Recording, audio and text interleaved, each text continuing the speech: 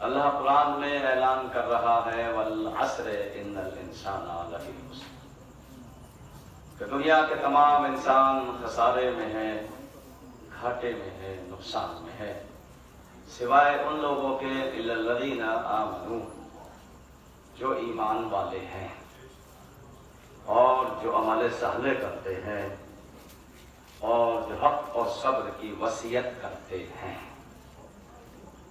مسلسل آپ کی خدمت عالیہ میں، سماعت عالیہ میں پیش کر رہا ہوں کہ کون لوگ نقصان میں ہیں اور کون فائدے میں ہیں۔ لوگوں نے ترجمہ کیا ہے اس سورہ کا، مختلف تفاسیر ہیں، مختلف ترجمے ہیں، ہر مسلک کا ترجمہ ہے۔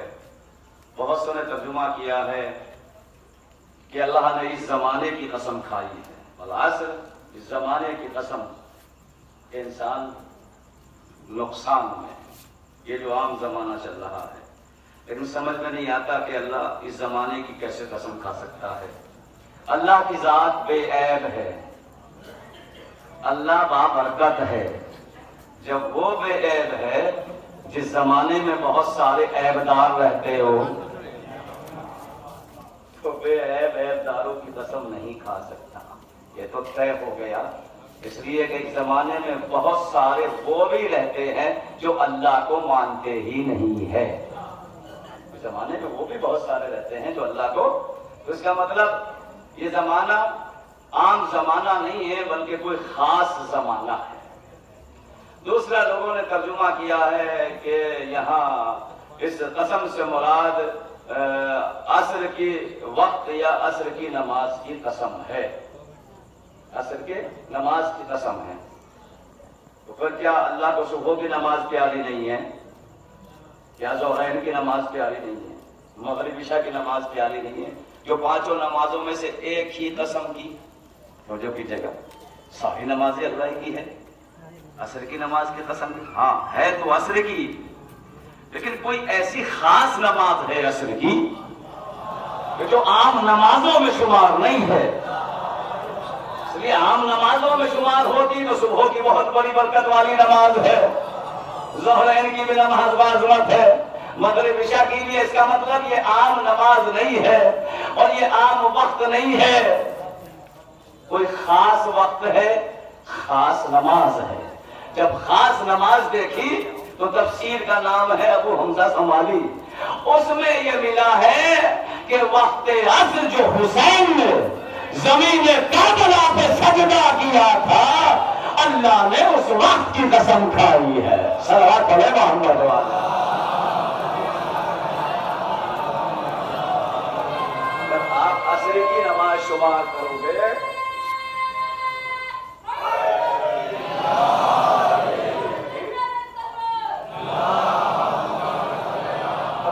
تفسیریں کی ہے اس عصر کی مفسرین نے تفسیریں کی ہے۔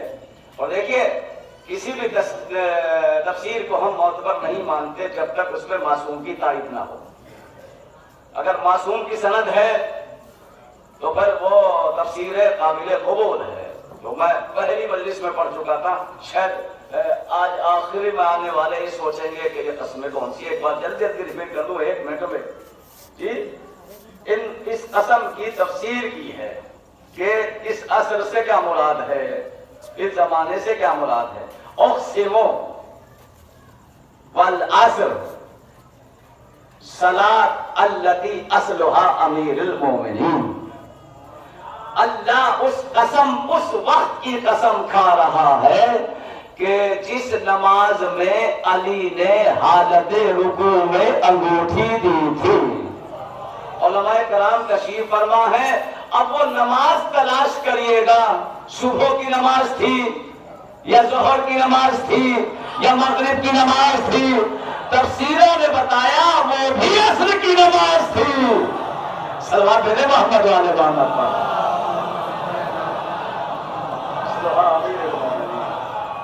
دوسری جی والعصر، اقسم والعصر، خروج قائم آل محمد، اس وقت عصر کی قسم جب قائم آل محمد خروج کرے گا۔ دیکھیے گا جا کے تفسیر پوچھے گا علماء کرام. میں تو طالب علم کی حیثیت سے مجلس پڑھتا ہوں ماشاءاللہ. علماء کرام تشریف فرما یہاں پر. جی اس وقت کی قسم جب قائم آل محمد خروج کرے گا. اب ذرا تفسیروں میں جا کے دیکھو وہ کون سا وقت ہوگا. ظہر کا وقت ہے, مغرب کا وقت ہے. جب تفسیر میں ہم نے دیکھا تو وہ بھی وقت عصر ملا. تو اگر لوگ وقت عصر ہی لیں گے, تم نے جو عصر میں پڑھی اس وقت عصر کی قسم نہیں کھاتا. معصوم نے جو وقت عصر میں پڑھی جہاں توحید کو بچانا مشکل تھا. سلوات بھیجے محمد والے محمد.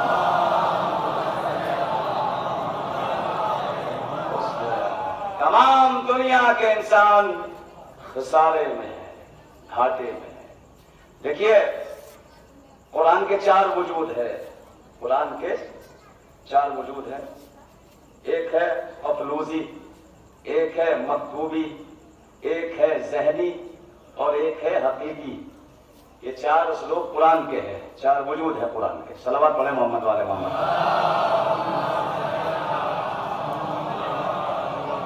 اگر بہتر سمجھے تو اس سے بلند کر صلوات پڑھ دیں.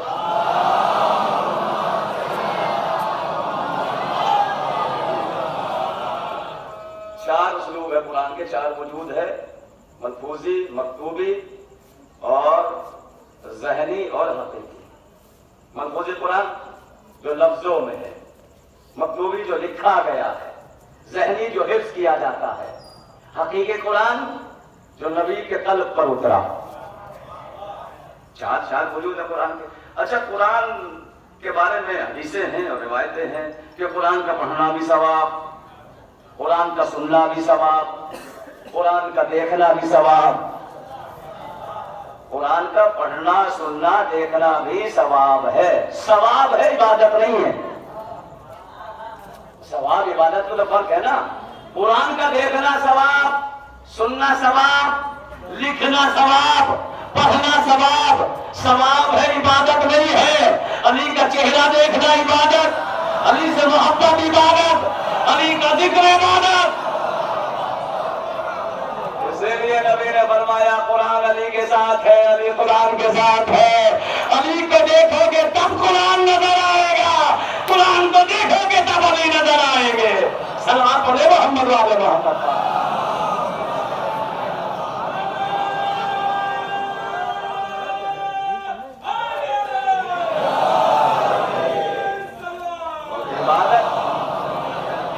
عبادت اور ثواب میں تو کتنا فرق ہے نا. عبادت اور ہے, ثواب اور ہے. عبادت اور ہے. تو 4 ہے اسلوب قرآن کے. یہ لفظوں والا قرآن, لکھا ہوا قرآن جو ذہن میں ہے. جیسے قرآن کے 4 وجود ہیں ایسے ہی ایمان کے 4 وجود ہیں. ایسے ہی ایمان کے 4 وجود ہیں, ملفوظی, مکتوبی اور ذہنی اور حقیقی. مثلا مثال کے طور سے پیش کرتا ہوں. اگر میں نے لفظ آگ کہا تو کیا میری زبان چلی؟ اگر میں نے قلم سے لکھا آگ تو کیا قلم چلا؟ اگر میں نے ذہن میں سوچا آگ تو کیا ذہن چلا؟ جی نہیں چلا نا. اور اگر میں حقیقت میں آگ میں چلا جاؤں تو قلم بھی چل جائے گا, لفظ بھی چل جائیں گے, اور جو کیجیے گا لکھا ہوا بھی چلے گا, جو پڑھا ہے وہ بھی چلے گا.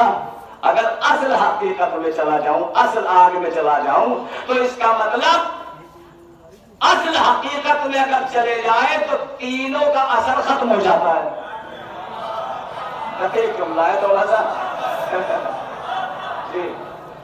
جی اگر آپ مثلا جو ہے اپنے ذہن میں اور اپنے قلم سے لکھ کر ایمان ایمان ایمان, تو آپ کا ایمان مانا جائے گا کیا؟ اگر قلم سے لکھ کر ایمان ایمان, اگر ذہن میں سوچتے رہے ایمان ایمان, جی جب تک اصلی ایمان سے متصل نہیں ہوں گے ایمان میں داخل نہیں ہو سکتے. ایک جنگ میں مولا پڑے اکڑ اکڑ کے چل رہے تھے, لوگوں کی نظر پڑی, لوگوں نے کہا یا نبی اللہ, علی آج بڑے تکبر سے چل رہے ہیں. کہا خاموش, بلغ الایمان کلہ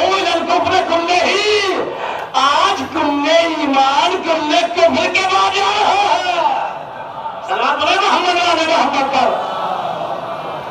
یہاں سے ایک دلیل نکلا کہ جب کبھی کلے کفر آئے تو اگر ایمان والا ہے اکڑ کے بھی چلے تو اللہ کو پسند ہے۔ سلام بھیجے محمد والے محمد پر۔ کیا خاموش؟ آج یہ تکبر نہیں مانا جائے گا، آج یہ غرور نہیں مانا جائے گا، اس لیے کہ آج کل ایمان کل کفر کی طرف جا رہا ہے۔ تو اگر اچھا قرآن کی آیت پڑھ دوں، خسارے کا جو ہے نا، قرآن کہہ رہا ہے وَالْعَصْرِ إِنَّ الْإِنسَانَ لَفِي خُسْرٍ إِلَّا الَّذِينَ آمَنُوا۔ کون ہے خسارے میں؟ بیان کر چکا مسلسل 5 دن آپ کی خدمت میں۔ بسم اللہ الرحمن الرحیم سورہ کہف کی آیت پڑھتا ہوں۔ أُولَٰئِكَ الَّذِينَ كَفَرُوا بِآيَاتِ رَبِّهِمْ وَلِقَائِهِ فَحَبِطَتْ أَعْمَالُهُمْ۔ وہ لوگ خسارے میں ہیں جو اللہ کی ملاقات کو جھٹلاتے ہیں۔ ترجمہ پوچھے گا، علماء کرام بیٹھے ہیں، چلیے یہاں تک تو سمجھ لیا، وہ لوگ اللہ کی ملاقات کو اور آیتوں کو جھٹلاتے ہیں۔ فَلَا نُقِمْ لَهُمْ يَوْمَ الْقِيَامَةِ وَزْنًا، جنہوں نے اللہ کی آیت کو جھٹلا دیا، قیامت کے دن اللہ ان کے اعمالوں کو تولے گا نہیں۔ فَلَا نُقِمْ لَهُمْ يَوْمَ الْقِيَامَةِ وَزْنًا، جو اللہ کی ملاقات، اللہ کی آیتوں کو جھٹلاتے ہیں، اللہ تولے گا نہیں۔ لوگ کہتے ہیں قیامت کے دن ترازو لگے گی جی، اور وہاں اعمالوں کو تولا جائے گا۔ اللہ نے قرآن میں اعلان کر دیا تولے گا نہیں ان کے اعمالوں کو، توجہ کیجیے گا۔ اچھا چل، یہ تو مانا لوگوں نے کہ بات ترازو ہوگی جس میں اعمالوں کو تولا جائے گا، تو پڑھو مولا علی کا جملہ، انا میزان الاخرہ، میں وہ ترازو ہوں جس میں لوگوں کے اعمالوں کو تولا جائے گا۔ صلوات پڑھ لے محمد والے محمد پر۔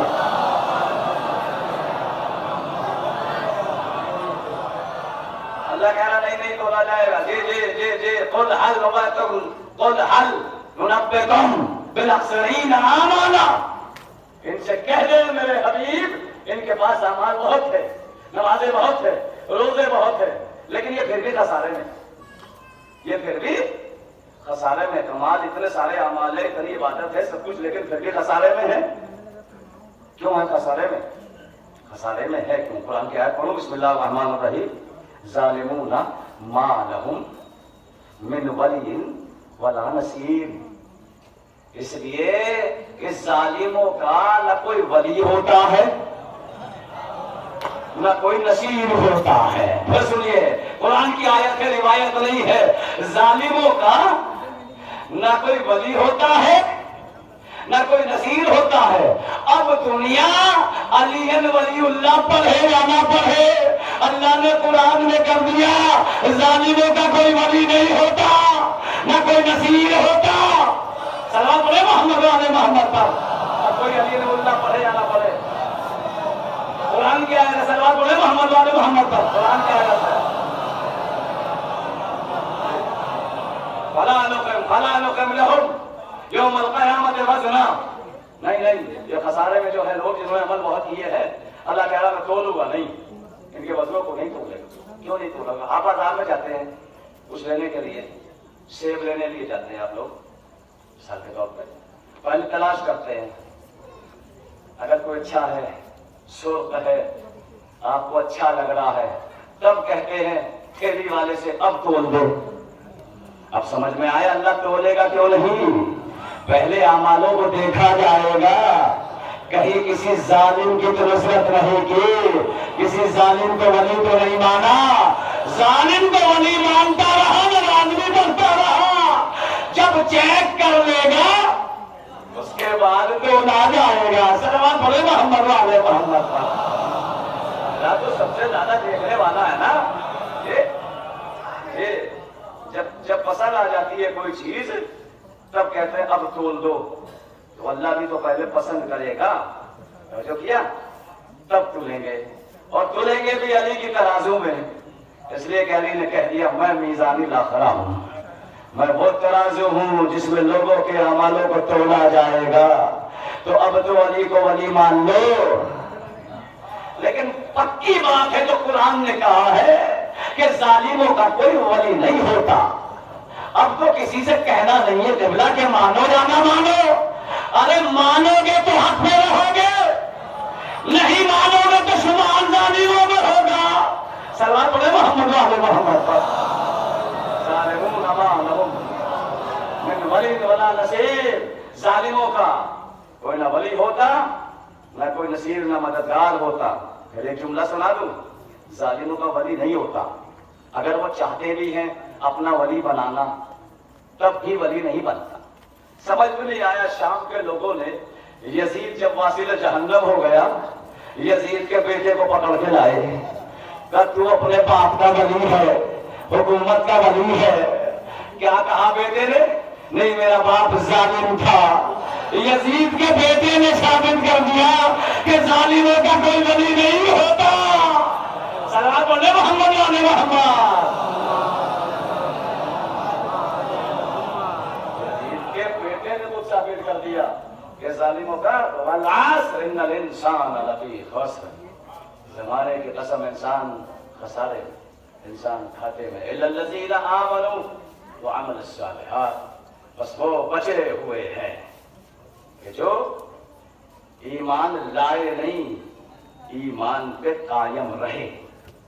کہا تھا پہلی مجلس میں ایمان کا لانا کافی نہیں ہوگا, ایمان پہ قائم رہنا کافی ہے. جی ایمان تو ذرا سی دیر میں ٹوٹ جاتا ہے. بتاؤں کہاں ٹوٹا ایمان؟ نہ کلمہ بچا نہ ایمان بچا. جنگ احد میں نبی پکارتے رہے اور لوگ نصرت کے لیے نہیں آئے. اور میں پڑھ چکا لما یحییکم یا ایھا الذین آمنوا استجیبوا للہ ورسولہ لما یحییکم. یہ جب میرا رسول تمہیں پکارے تو اس کی آواز پہ لبیک کہو. لما یحییکم اس لیے کہ تمہارا لبیک کہنا ہی تمہارے لیے حیات ہوگا. تمہارا لبیک کہنا ہی میرے رسول کی آواز پہ تمہارے لیے حیات ہوگا. ہم نے جنگ احد میں دیکھا نبی پکارتے رہے, لوگ بھاگتے رہے. دنیا ابو طالب کے کلمے کی بات کرتی ہے, ارے جنگ احد میں